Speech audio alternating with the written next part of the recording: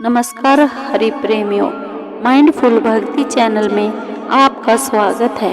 हरि प्रेमियों, कैसे हैं आप? उम्मीद है आप सब अच्छे होंगे।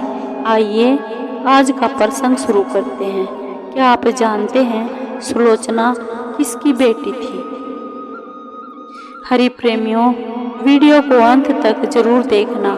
अगर आप चैनल पर नए हैं तो प्लीज़ सब्सक्राइब करें और बेल आइकॉन जरूर दबाएं ताकि आप तक हमारे सारे नोटिफिकेशन पहुंचते रहें।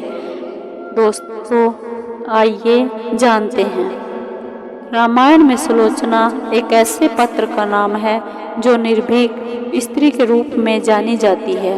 वह स्वयं शेषनाग की पुत्री थी, जिसका विवाह लंकापति रावण के महापराक्रमी पुत्र मेघनाद के साथ संपन्न हुआ था। मेघनाद की मृत्यु के बाद सुलोचना सती हो गई थी।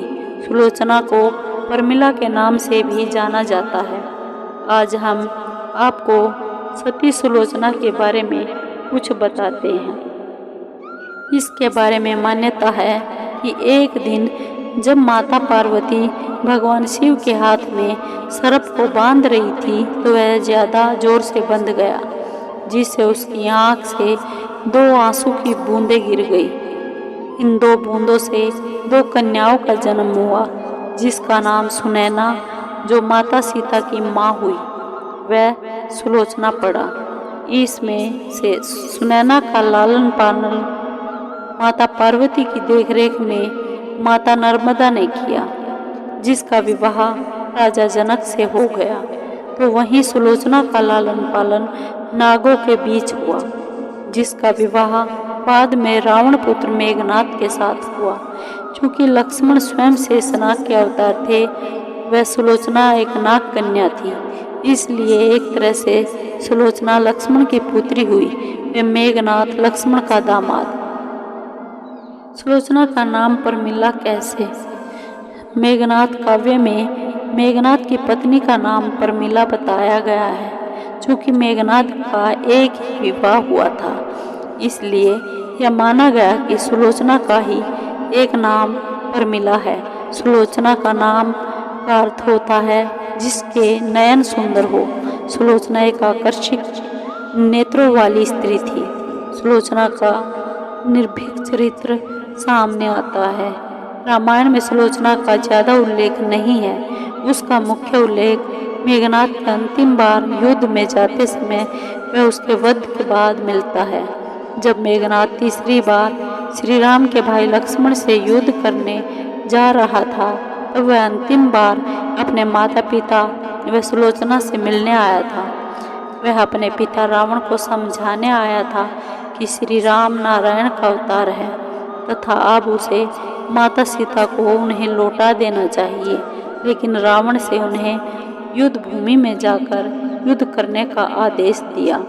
यह सुनकर मेघनाद अंतिम बार युद्ध भूमि में जाने लगा तो उसकी मां मंदोदरी ने उसे रोकने का प्रयास किया।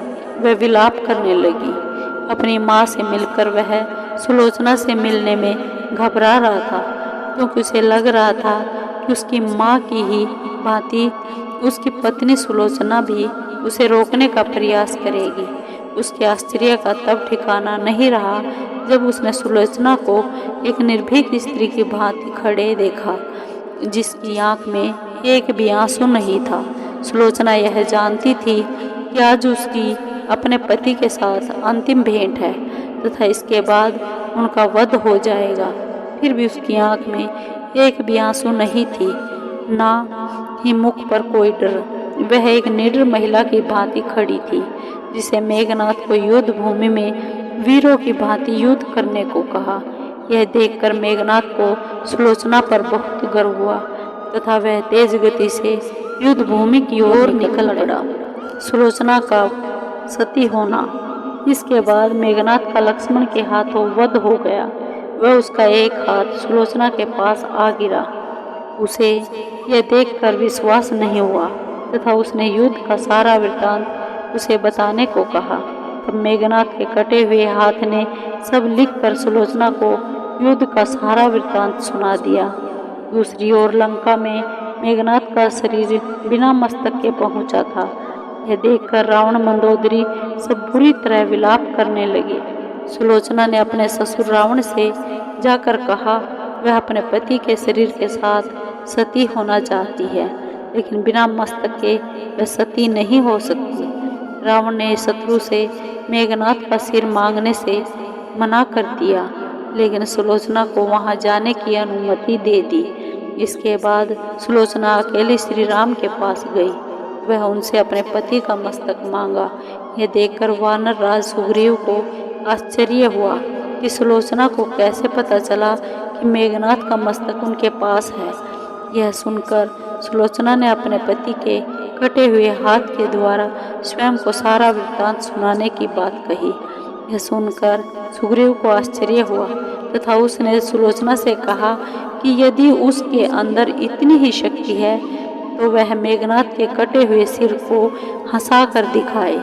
इसके बाद सुलोचना के कहने पर मेघनाथ का कटा हुआ सिर सबके बीच जोर जोर से हंसने लगा। यह दृश्य देखकर वहाँ खड़े सभी लोग अचंभित थे, किंतु श्री राम सुलोचना की शक्ति को जानते थे। उन्होंने सुलोचना को अपने पति का मस्तक ले जाने की अनुमति दे दी।